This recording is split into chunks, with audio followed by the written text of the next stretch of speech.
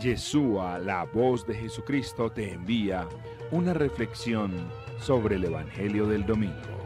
Preparémonos para vivir mucho mejor la liturgia católica dominical.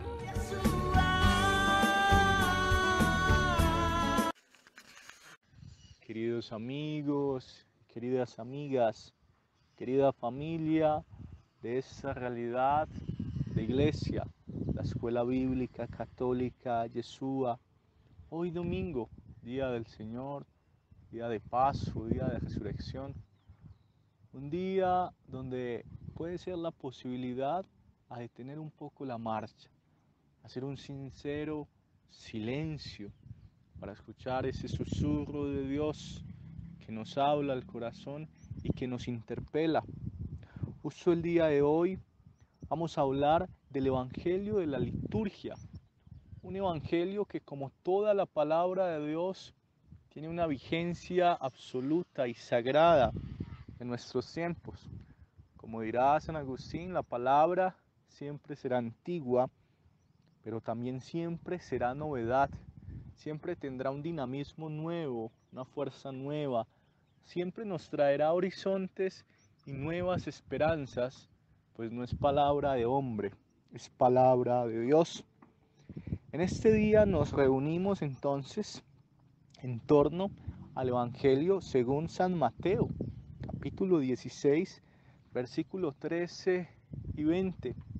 Como siempre, el tiempo no será nuestro aliado, no será nuestro amigo. El Evangelio tendrá unas riquezas muy grandes en imágenes, en contenidos, en invitaciones, en reflexiones y sobre todo en experiencia. Pero hoy nos vamos a atrever a balbucear quizás algunas reflexiones que nos conduzcan fundamentalmente a una experiencia viva, real, auténtica, de encuentro con el Dios que transforma la vida, con el Dios que nos desajusta, que nos desarma, el Dios que no siempre cabe en nuestros esquemas mentales, pero que es el único capaz de encender tu corazón y mi corazón. Estamos en contexto del Evangelio de hoy con el maestro y sus discípulos, yendo hacia Cesarea de Filipo. En el Evangelio según San Mateo, todo esto ocurre justamente ahí en ese contexto. En el Evangelio según San Marcos es en camino. Así que entonces han recorrido un largo camino. Vienen caminando, han tenido que cruzar, de hecho por montes, han tenido que caminar una cantidad significativa de kilómetros para llegar a Cesarea de Filipo, un lugar hermoso, un lugar lindo. Los que lo conocen sabrán que es un lugar realmente muy bello, muy bello. Es un lugar lejos, lejos de la masa, lejos de la bulla, lejos de los que seguían aparentemente a Jesús, lejos de la muchedumbre. Allí se encuentra el Maestro, Jesús de Nazaret, con sus discípulos. Y entonces lanza esta perla de pregunta. La primera pregunta que nos lanza el Evangelio a los discípulos y a ti y a mí es esta. ¿Quién dice la gente que es el Hijo del Hombre? En arameo, Bar Enosh, el Hijo del Hombre, esa categoría tan bella, tan hermosa, que se da Jesús a sí mismo, Hijo de Hombre, es decir, totalmente hombre, totalmente humanado, totalmente encarnado, totalmente compañero de nuestro camino, de nuestra realidad, de nuestra condición. Se ha hecho carne, se ha hecho fragilidad, se ha hecho humanidad, el Dios humanado. ¿Quién dice la gente que es el Hijo del Hombre? Y entonces surgen algunas respuestas de lo que dice la gente, de lo que dice el pueblo, de lo que dice la masa. Algunos dicen que tú eres Juan el Bautista, otros que Elías, otros que Jeremías. Entonces, la masa y el grupo de personas que no necesariamente camina junto a Jesús tiene esas tres afirmaciones: Juan el Bautista, Jeremías y Elías. Recordemos que cuando hablan de Elías hacen relación a una profecía de Malaquías justamente, donde afirma que Elías vendrá antes de que venga el Señor a restaurar nuevamente la paz del reino. Otros que Jeremías y otros que Juan el Bautista. En el fondo, las personas que no tienen intimidad con el Señor ven al Señor aún como un fantasma, aún como un muerto, incluso aún como una imagen antigua o una imagen evocada al Antiguo Testamento. Es el Dios todavía que está quizás muy alejado, muy trascendental. Quizás todavía es el Dios que legitima en algunos casos la violencia. Es el Dios de las guerras. Es el Dios de unos pocos. Es el Dios exclusivamente del pueblo escogido y sagrado de Israel. El Dios que quizás está muy lejos de nuestra historia personal. El Dios del Antiguo Testamento, que no es diferente al Dios del Nuevo Testamento. Es el mismo Dios, pero la experiencia de Jesús, reveladora, novedosa, asombrosa, fascinante y revolucionaria, nos trae una imagen mucho más auténtica, más plena, más completa de Dios. Miren, familia, realmente nuestra respuesta a esa pregunta no podría ser la misma que dice la gente que es Jesús. Tú y yo, que aparentemente hemos caminado con el Señor, que aparentemente cumplimos sus mandatos, que muchas veces hacemos lo que Él nos pide, que cumplimos con la ley, con el ritual, no podemos seguir teniendo imágenes de Dios como las que tenían la gente, la muchedumbre, los que no caminan con el Señor. Es lo que creen los que no tienen una relacionalidad con Dios, con Jesús. Y entonces viene la segunda pregunta, justamente. ¿Y ustedes, el grupo de mis amigos, los que caminan conmigo, los que me han visto sentarme con pecadores, levantar enfermos, restaurar la dignidad de tantas mujeres que se creían impuras e indignas? Ustedes, mis amigos, ustedes, ¿quién dicen que soy yo? Y es una pregunta que nos debe calar lo más profundo del corazón, nos debe taladrar una y otra vez, porque es una pregunta que se responde, ojo con esto, no en la catequesis de una reflexión. Es una pregunta que no se responde como un examen de historia, de teología, de Biblia, de doctorados, de saberes, de embutidos racionales. Es una pregunta que escapa a nuestros esquemas racionales. Es una pregunta que no le apunta a lo teórico. Es una pregunta que le apunta a la experiencia personal, a la relacionalidad que tengamos tú y yo con la persona viva de Jesús. Dime en qué Dios crees y te diré cómo vives. Dime en qué Dios crees y te diré cómo vives.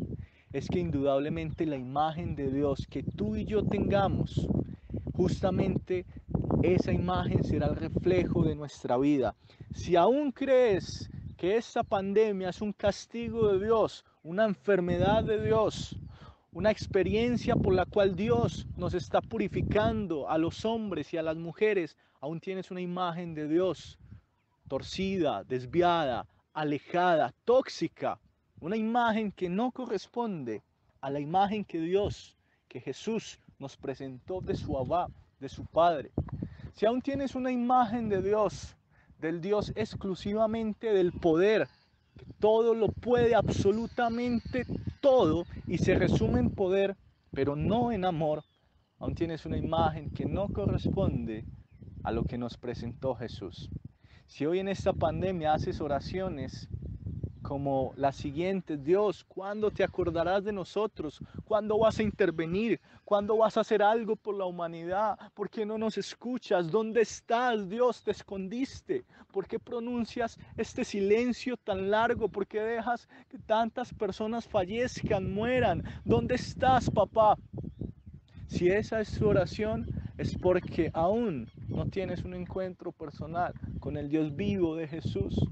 Porque te recuerdo que Dios en este momento no está durmiendo. Mi guardián nunca duerme. Mi guardián siempre permanece. Dios más que nunca está con nosotros. Es nuestro aliado, es nuestro compañero. Él está luchando con y por nosotros contra este mal invisible.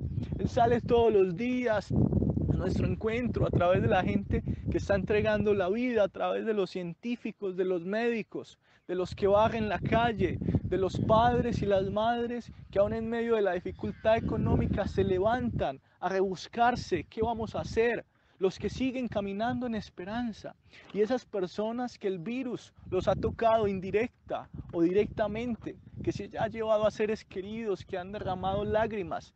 Ahí está tu Dios llorando contigo. También le duele el virus, también sufre el virus, también padece el virus, pero nos sigue amando y nos sigue encendiendo la llama de la esperanza y nos sigue haciendo levantar cada día y nos regala la promesa de que Él está con nosotros hasta el final de la eternidad y nos dice que de esto vamos a salir con toda certeza, con toda seguridad. Dime en qué Dios crees y te diré cómo vives. Y entonces Pedro, la piedra, responderá: Señor, tú eres el Cristo, tú eres el Mesías. Es una respuesta que solo podemos dar cuando tenemos intimidad con Papá Dios. Es una respuesta que solo podemos dar cuando caminamos con Jesús, cuando construimos relacionalidad. Recuerda que la teología católica acuña una palabra muy bella, que es que somos seres cosmoteándricos.